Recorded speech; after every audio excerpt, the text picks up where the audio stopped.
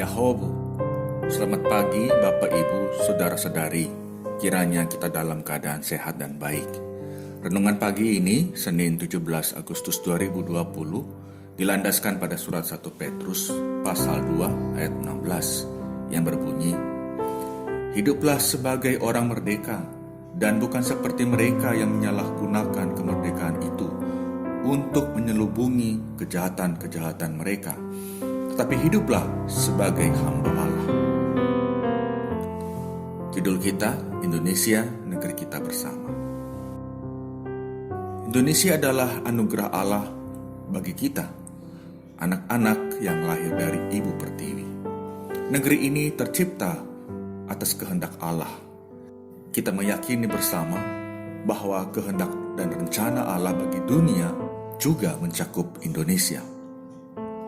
Sebagai anugerah Allah, sudah sepatutnya kita menjaga dan memelihara negeri ini bersama-sama dengan seluruh unsur atau komponen bangsa. Bukankah Indonesia terbentuk melalui kerja keras dan perjuangan yang berat untuk menyatakan diri mandiri dan menolak segala bentuk penjajahan? Akan sia-sialah perjuangan masa lalu itu bila pada masa kini kita tidak berjuang untuk memelihara dan menjaga Indonesia. Oleh karena itu, umat Kristen harus tetap ikut dalam gerak aktif untuk membangun negeri. Kita bukan warga kelas 2, bukan juga penumpang gelap atau warga kontrakan di tengah bangsa ini. Kita adalah bagian dari masyarakat bangsa ini yang setara dan sederajat dengan warga masyarakat manapun yang menjadi orang Indonesia. Kita sering terkungkung dalam slogan minoritas mayoritas. Hal ini patut disayangkan.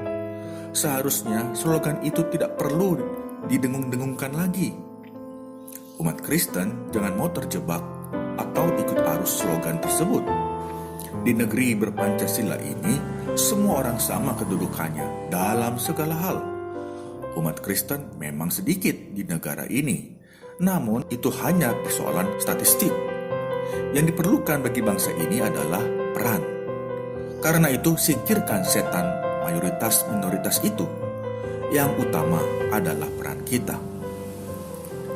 Sebagai bukti bahwa kita merupakan bagian inti dari bangsa ini, kerja dan karya kita sebagai gereja Tuhan mestilah nyata. Sebagai gereja, kita memperlengkapi umat agar memiliki iman yang teguh dalam menjalani keseharian hidupnya. Secara imaniah, kita telah dimerdekakan oleh Yesus Kristus. Kemerdekaan yang Tuhan beri itu mendorong kita untuk menolak segala perilaku lama yang menjerumuskan kita kembali pada berbagai kebobrokan hidup. Justru sebagai orang yang telah merdeka di dalam Kristus, kita mau memperlihatkan diri tekun dan tak pantang menyerah. Kita memikul tanggung jawab dalam karya dan tindakan kita dengan sungguh-sungguh. Kita berempati pada mereka yang membutuhkan dan menolak kecenderungan untuk menghakimi mereka yang berbeda, apapun aspeknya. Umat yang menjalani kehidupan imannya dengan dewasa dan matang akan memberi dampak yang positif bagi perkembangan bangsa ini. Dengan demikian, peran umat Kristen adalah membawa sejahtera bagi sesamanya.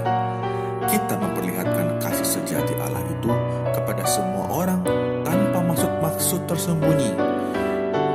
Kita bekerja sama, bahkan belajar bersama dengan pihak lain. Melalui peran kita, Allah yang penuh kasih kepada semua orang itu kita perlihatkan.